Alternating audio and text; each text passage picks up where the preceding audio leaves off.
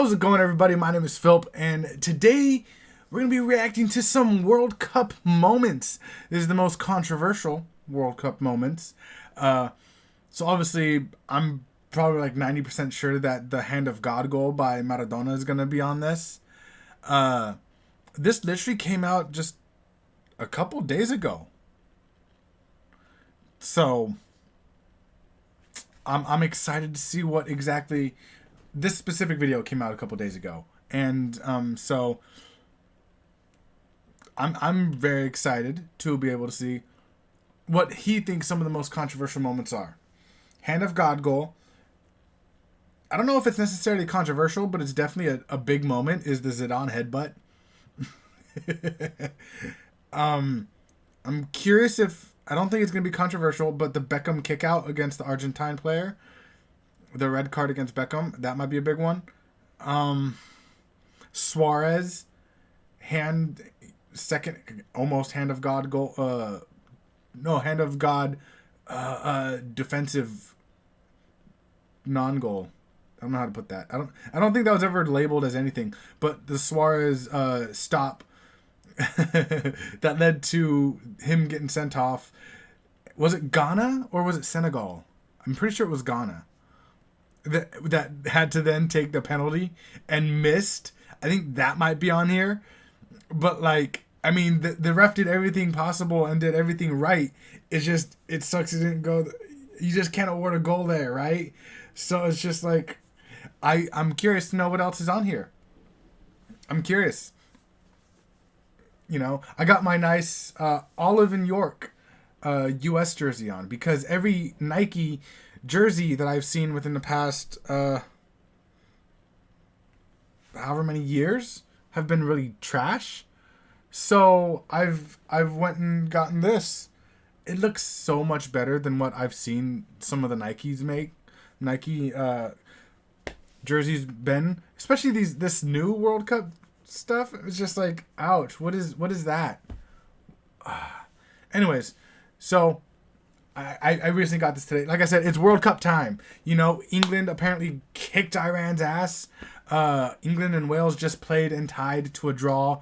I didn't think I was gonna really want to watch the World Cup, but I was just like, you know what? I kind of really want to. I kind of really want to. And especially today was my day off, so I was able to actually watch the game. And the rest of this week, I won't be able to watch any games until Saturday. So, let's check out some of these most controversial moments in World Cup history. So, here we go. Football World Cups are no strangers to controversy. Oh my god, the Suarez bite. FIFA's decision to select Qatar as hosts for the 2022 World Cup has already led to teams voicing their disapproval before a ball has even been kicked. Yep. But what other controversial moments have happened in the 92 years since the Football World Cup began? Let's take a look at 10 of the most controversial moments in Football World Cup history. Number 10. Nigel de Jong's Kung Fu kick on Xabi Alonso in the World Cup final. Should have been red. In a tense 2010 final which saw 14 yellow cards dished out, one challenge stood out above the rest. In the 28th minute of the match, Nigel de Jong and Xabi Alonso collided in the air whilst competing for the ball, with de Jong putting in a chest-high tackle that wouldn't look out of place in a Kung Fu dojo. Red card every day. English referee Howard Webb's view of the kick was obscured, so he only issued de Jong a yellow card. That's what ARs but are he for. later admitted that it should have been a red, and many have suggested that Webb was afraid to give it a red so early in the contest.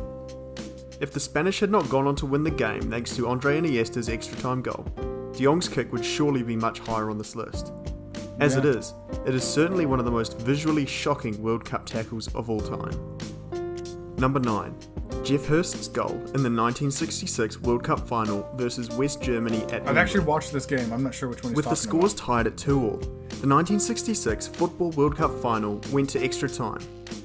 England's Jeff Hurst struck in the 101st minute from an Allen ball cross, with the ball appearing to hit the underside of the crossbar and bounce over the line. Okay, I vaguely remember Referee Gottfried Dienst was unsure if the whole ball had crossed, so he consulted Soviet linesman Tofik Bakramov. Bakramov ruled that it had, and so the goal was awarded.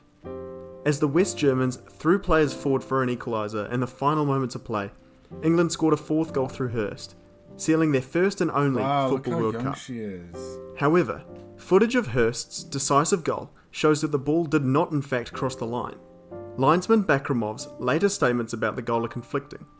In his memoirs, he stated that he believed the ball had bounced back from the net instead of the crossbar. However, he had also admitted that he actually hadn't seen the ball cross the line, but had been persuaded by the strength of English forward Roger Hunt's appeal. There is also an urban myth that, allegedly, and take this with a grain of salt, Bakramov was asked on his deathbed as to how he was sure it was a goal. He replied with one word, Stalingrad, implying that his decision was some form of personal reparation for the events of World War II. Some people also point to the USSR's defeat to West Germany in the semi-finals as a motive for Bakramov to favour England. Theories and myths such as these are sure to receive attention when controversial sporting moments occur, but it's pretty unfair to have a go at Bakramov for what was a very difficult he was decision. yelling at him too, but I mean, I guess it was probably That pretty brings loud us there. along nicely to number 8, So, you know. Frank Lampard's ghost goal versus Germany in 2010. The Germans ultimately got some revenge in the I feel like I might 2010 remember World this. Cup's round of 16. With England down 2-1 and momentum swinging back in the English direction after a goal just 2 minutes earlier, I think Frank Lampard's 39th minute lob shot hit the crossbar and clearly went over the line. Yeah, However, I remember that. to the disbelief of almost everyone in the stadium, the goal was not given, and England went on to lose 4-2. This shocking error garnered massive international attention and was a key moment in FIFA introducing goal line technology 2 years later in 2012. Number 7. Portugal vs Netherlands 2006. The Battle of Nuremberg. Oh, this had like hella... This round of 16 match cards, descended right? into farce and saw a world record 16 yellows and 4 red cards dished Yeah. out by referee Valentin Ivanov, 'Cause not who wearing their failed to orange. get on top of the disorder. In a memorable moment, Portuguese legend Luis Figo escaped with just a yellow for a headbutt on Dutchman Mark van Bommel. Oh, Van Portugal went on to win, and both sides criticised referee Ivanov, whilst FIFA president Sepp Blatter said after the match that Ivanov should have received a yellow card for his poor performance.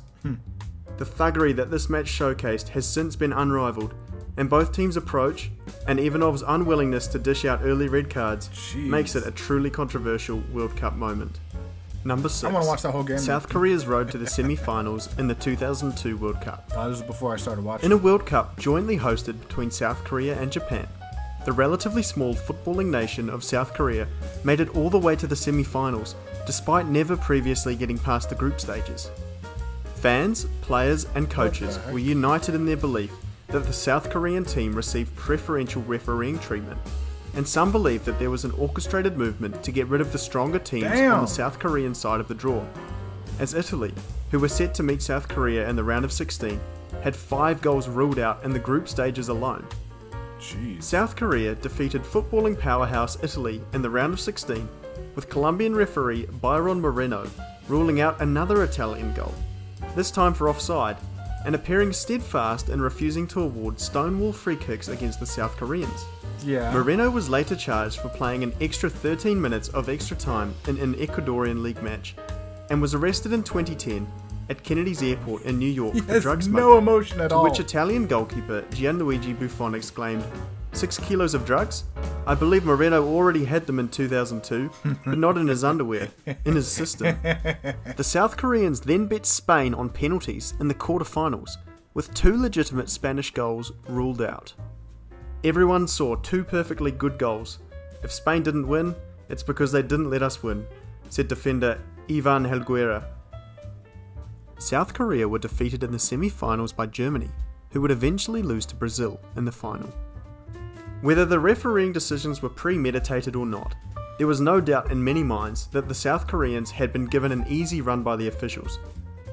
Suspicions remain as to whether something bigger was at play. Number 5. Schumacher and Battiston World Cup 1982. In the 60th minute of the 1982 Football World Cup semi-final, French defender Patrick Battiston... Okay, so before this goes further, it's kind of interesting how the 2002 footage is so potato, and this you could actually kind of see people better. Like, the cameras just... Like, technology has gone so far within the last, 20 years? Between 82 and 2002? You know? So it's like...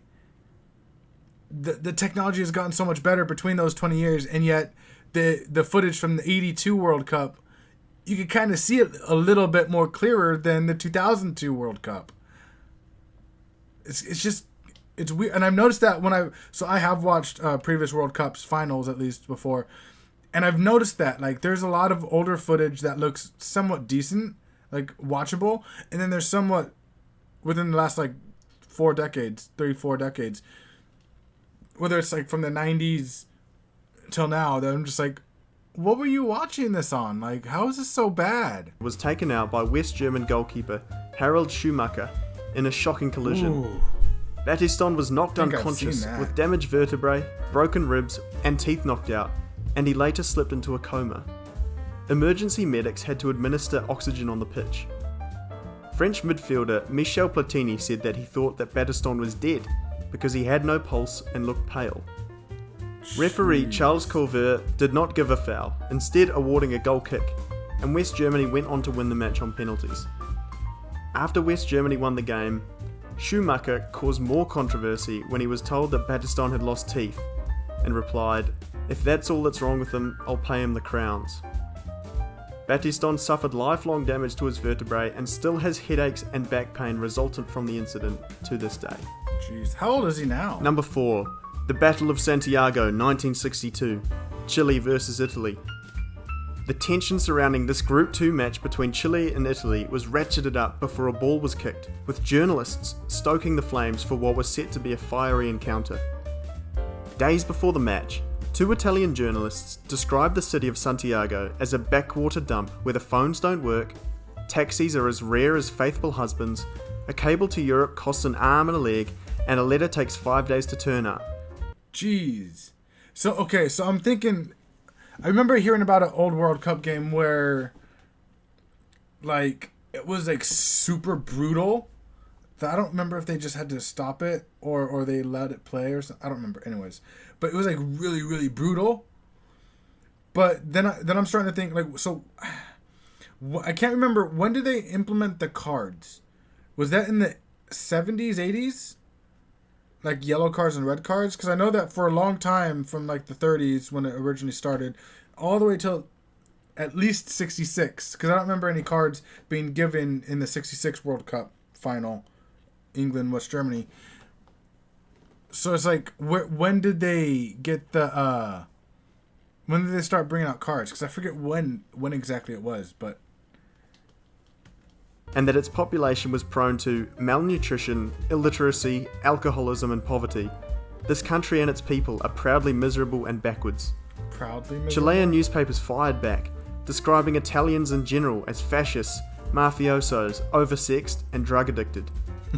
The Italian journalists involved were forced to flee the country, while an Argentinian journalist mistaken for an Italian in a Santiago bar was apparently beaten up and hospitalised. Wow. The first foul occurred within 12 seconds of kickoff and set the tone for the match. And there's trouble already. There's a fight going on in the middle there. Well, this looks like turning into a real battle. There's 2 Chileans down on the field. What the heck? Italy's Giorgio Farini was sent off the field by English referee Ken Aston in the 8th minute after a foul on Honorino Lunda, but refused to leave the pitch and had to be dragged off by policemen. Looks like he was pulling out a card there. Absolute carnage ensued throughout the match. So was there cards in the 60s?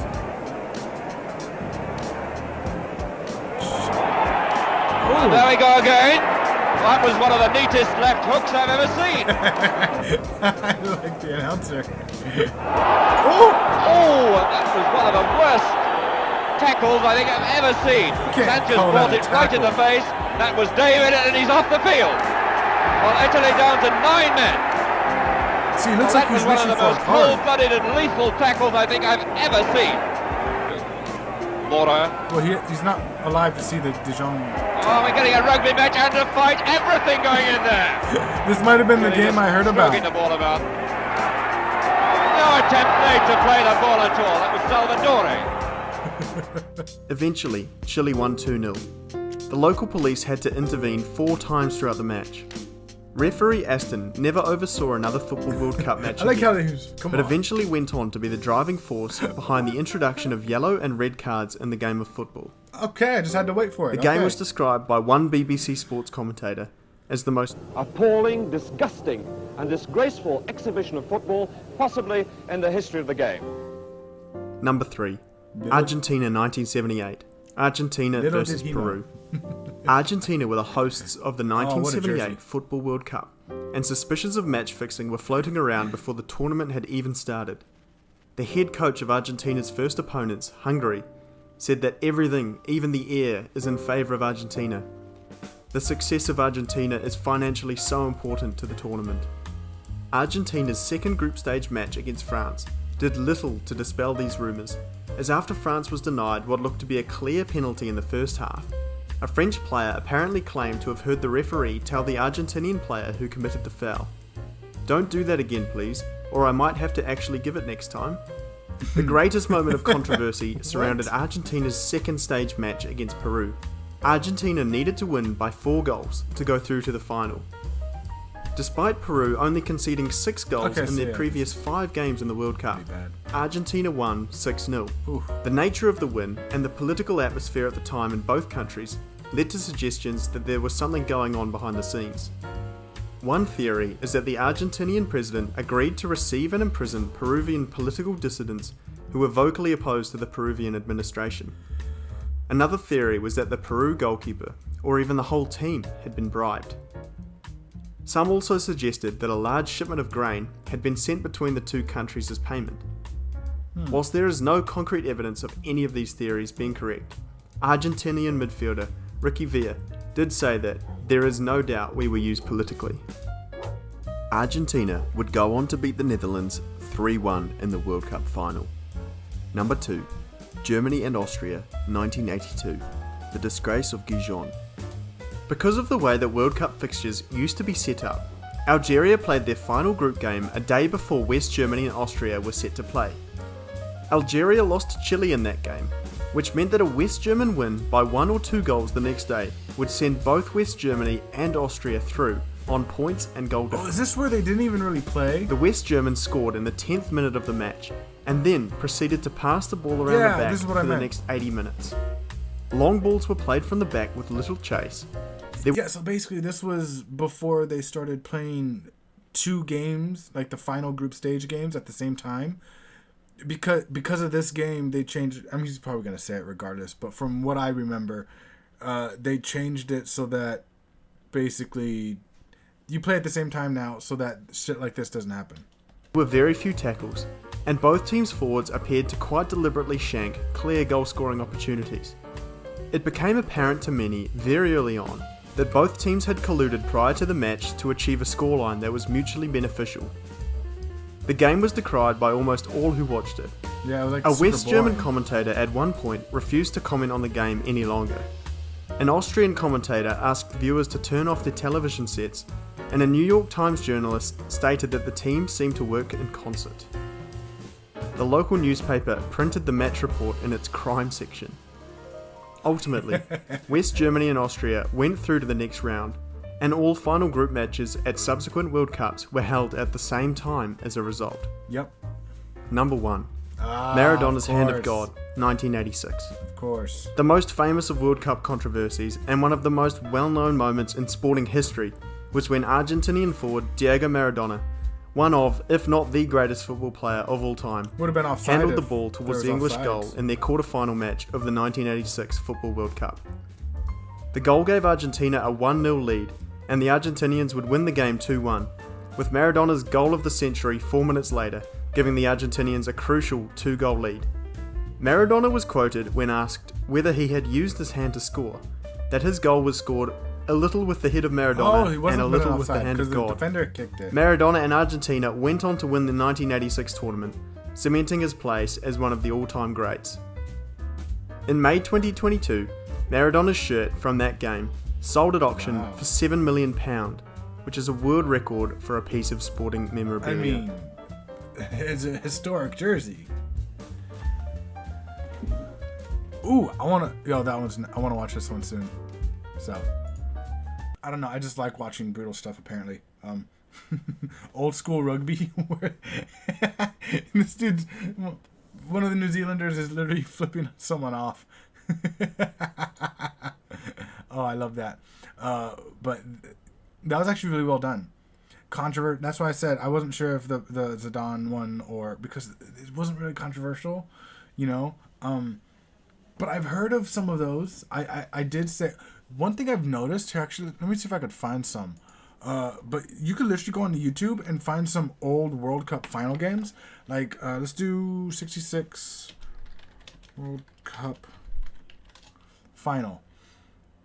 Like full match. I think you have to type full match in order to get it. Let's see. There are... Well, this one was from FIFA, but even before that, there was one... Classic Football is the channel. And they have the 1966 World Cup final. They uploaded this 6 years ago. For free. I mean, it's on YouTube, so obviously it's for free.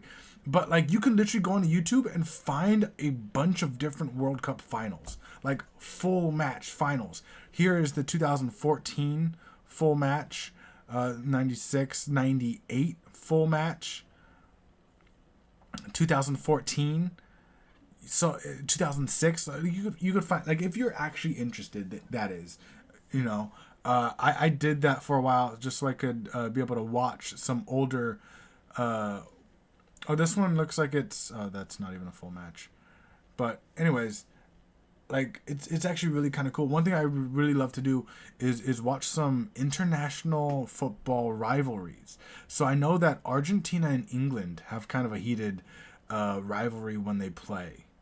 I don't know if it's necessarily considered a rivalry or just a lot of hatred towards each other, primarily because of the Hand of God goal. So, I would really like to watch some stuff on some World Cup rivalries.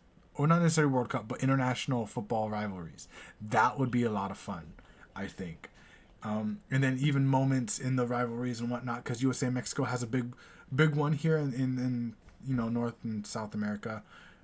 I would consider it, one of the bigger ones in North and South. Because obviously there's Argentina, Brazil, and then there's probably Colombia. And one of them. I feel like Colombia has a pretty big rivalry with just all three of them, actually. But I would think that U.S.-Mexico rivalry is pretty big. Just because of everything else that goes on as well. But, like I said, some of the ones that I said at the very beginning, I guess technically weren't super controversial. They just were kind of silly, kind of stupid. Like I said, with the Beckham one, kick out, and then, because even, that's another thing, because it's funny how Maradona wasn't playing at the time, and all this happened, maybe 10 years, maybe 20 years, a little bit. Anyways, it happened however long before, and yet it still can help be one of the driving forces of a great heated moment, such as that. So let me know some rivalries that I should watch out for, international wise. Even if it's just club as well, like the Clásico with Barca and Real Madrid, that would be a fun one to watch. The Manchester derby, that would be fun to watch. Let me know if there's like a specific video as well. Otherwise, I'm probably just going to go for the most viewed video that I find in the YouTube search. So, like I said, because it's primarily, because it's World Cup season right now, because, I'm getting in the World Cup spirit, and I really just want to watch more of this sport and whatnot, I kind of just felt like something like this would be kind of fun. So, subscribe for more content just like this, and like I said, comment what else I should react to, and I'll see you guys next time.